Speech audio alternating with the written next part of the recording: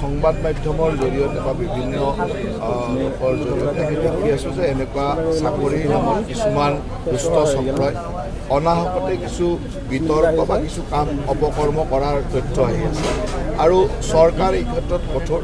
চৰকাৰে কোনো কাৰণতে চাকৰিৰ নামত দুৰ্নীতি হ'ব নিদিয়ে আৰু কোনোবাই যদি দুৰ্নীতি কৰিবৰ কাৰণে বা দুৰ্নীতিৰ কৰাৰ কিছুমান তথ্য ক'ৰবাত আহে তেতিয়াহ'লে তাৰ ওপৰত চৰকাৰ কঠোৰ হ'ব।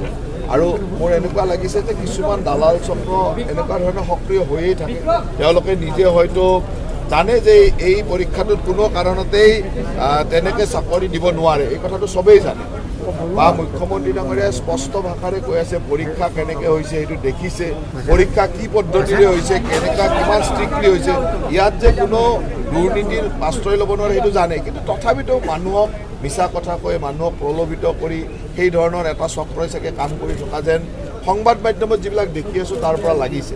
গতিকে এনেকুৱা যি তথ্যই থাকে আপোনালোকে বিভাগীয়ভাৱে শ্বেয়াৰ কৰক, হোম ডিপাৰ্টমেণ্টক জনাওক। আমি যিমান দূৰ পাৰোঁ চৰকাৰ কঠোৰ হ'ব আৰু চৰকাৰে এই দালাল চক্ৰ উৎখাত কৰিবৰ কাৰণে চৰকাৰ যিমান দূৰ পাৰে কঠোৰ হ'ব।